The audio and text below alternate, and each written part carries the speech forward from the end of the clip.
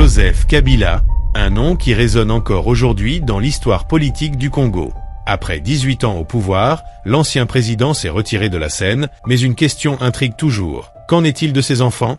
Discrets, protégés par un voile de mystère, leur existence demeure un sujet d'interrogation. Où sont-ils aujourd'hui?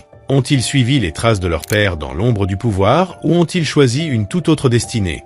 Entre vie de luxe, ambition politique et secrets bien gardés, plongeons ensemble dans les révélations inédites sur le destin méconnu des héritiers de Joseph Kabila. Prépare-toi à découvrir ce que personne ne veut te dire. Mais avant de continuer, je t'invite à prendre 2 secondes pour t'abonner et activer la cloche de notification pour ne pas manquer nos prochaines vidéos. Commençons par la plus âgée. Sifa Kabila serait né au début des années 2000, à une période où son père, Joseph Kabila, consolidait son pouvoir après avoir succédé à Laurent-Désiré Kabila. Contrairement aux enfants de nombreuses figures politiques africaines, très peu d'informations officielles circulent sur sa naissance et son enfance. Un élément demeure cependant certain, sa venue au monde s'est faite sous haute protection. Dès son plus jeune âge, Sifa a été tenu à l'écart du tumulte politique congolais, protégé par un entourage restreint. Le choix de son prénom, Sifa, a également son importance. Il fait directement référence à Sifa Mahania, la mère de Joseph Kabila, une femme connue pour son influence silencieuse au sein du régime de Laurent-Désiré Kabila. Un hommage qui pourrait indiquer une volonté de transmission du pouvoir au sein du clan Kabila. Dès son plus jeune âge, elle a évolué dans les cercles fermés du pouvoir, entre le palais de la nation à Kinshasa et les résidences privées de la famille en Tanzanie et en Afrique du Sud. Ses déplacements étaient limités, son entourage minutieusement sélectionné, et chaque détail de sa vie était surveillé. Contrairement aux enfants de nombreux dirigeants africains qui s'exposent sur les réseaux sociaux, Sifa a été maintenue loin des projecteurs. Ses rares apparitions publiques se faisaient lors d'événements familiaux ou de cérémonies discrètes, où elle était toujours entourée d'une garde rapprochée. Joseph Kabila savait que le pouvoir se transmet non seulement par le sang, mais aussi par la connaissance. Ainsi, Sifa Kabila a reçu une éducation digne des plus grandes familles présidentielles. Elle aurait étudié dans des institutions privées de prestige, notamment en Afrique du Sud, en Tanzanie et peut-être en Europe. Son cursus exact reste un mystère, mais des sources proches du clan Kabila évoquent des études en gestion, en relations internationales ou en finance. Si les frères et sœurs de Sifa Kabila restent également discrets, son rôle semble de plus en plus stratégique. Selon plusieurs enquêtes, elle serait impliquée, directement ou indirectement, dans la gestion des biens et entreprises du clan Kabila. Depuis la fin du règne de son père en 2019, la famille Kabila a multiplié les transactions financières suspectes. Des milliards de dollars auraient été transférés à l'étranger, notamment à Dubaï, en Chine et en Afrique du Sud. Certaines sources affirment que Sifa jouerait un rôle clé dans ces mouvements financiers, agissant comme un relais discret mais puissant.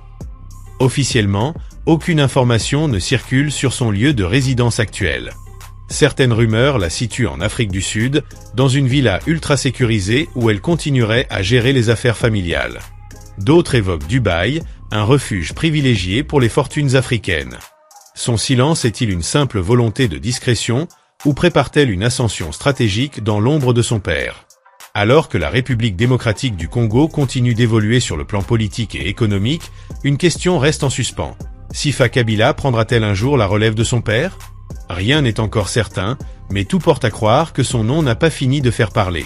Son éducation, son rôle dans les finances familiales et son positionnement stratégique font d'elle une figure à surveiller de près. Laurent Junior Kabila est né à Kinshasa, le 20 septembre 2008. Son nom, un hommage à son grand-père, représente déjà une forte charge symbolique. Élevé dans un environnement où le pouvoir et l'influence étaient omniprésents, Laurent Junior a rapidement compris qu'il était l'héritier d'un empire politique. Dès sa naissance, il est devenu l'un des symboles de la continuité du régime Kabila. Les attentes placées sur lui étaient énormes, et son éducation a été soigneusement orchestrée pour faire de lui un homme de pouvoir, capable de reprendre les rênes d'une dynastie en pleine mutation. Grandir en tant qu'enfant de président a ses avantages, mais aussi ses inconvénients. Laurent Junior Kabila a vécu dans un cadre protégé, entouré de gardes du corps et d'un entourage restreint. Son enfance s'est déroulée entre le palais présidentiel et des écoles privées, où il a bénéficié d'une éducation de haut niveau. Malgré le poids de son héritage, Laurent Junior Kabila a également trouvé une passion qui lui permet de s'épanouir en dehors des enjeux politiques, le football. Ce sport, qui passionne des millions de Congolais, est pour lui bien plus qu'un simple loisir. Laurent Junior a pratiqué le football dès son plus jeune âge, développant ses compétences sur les terrains de Kinshasa. Son amour pour le jeu l'a amené à s'impliquer dans diverses activités liées au sport, que ce soit en jouant dans des équipes de jeunes ou en soutenant des initiatives pour le développement du football en RDC. Laurent Junior a poursuivi des études dans des établissements prestigieux, tant en République démocratique du Congo qu'à l'étranger. Cette éducation, ciblée et réfléchie, visait à lui donner les outils nécessaires pour naviguer dans le monde complexe de la politique congolaise. Les valeurs de son père, le sens du devoir et la nécessité de préserver l'héritage familial ont été inculqués dès son plus jeune âge. Cependant, contrairement à d'autres enfants de dirigeants, il a choisi de rester en retrait, évitant ainsi les projecteurs qui pourraient lui être néfastes. Certains observateurs affirment qu'il pourrait jouer un rôle clé dans la gestion des affaires familiales, cherchant à maintenir l'influence du clan Kabila dans les sphères économiques. Souhaite-t-il réellement reprendre le flambeau de la dynastie Kabila ou préférera-t-il s'éloigner des tumultes du pouvoir pour tracer son propre chemin? Les réponses à ces questions pourraient bien façonner l'avenir non seulement de sa famille, mais aussi de toute la République démocratique du Congo. Le poids du nom Kabila pèse lourdement sur ses épaules, mais Laurent Junior pourrait bien être celui qui choisit d'écrire son propre chapitre dans l'histoire tumultueuse du pays. Alors, que pensez-vous de l'avenir des enfants de l'ex-président congolais Joseph Kabila? Se consacreront-ils à la politique afin de faire perdurer l'empire construit par leur père? Ou choisiront-ils de suivre leur propre passion et frayer leur propre chemin?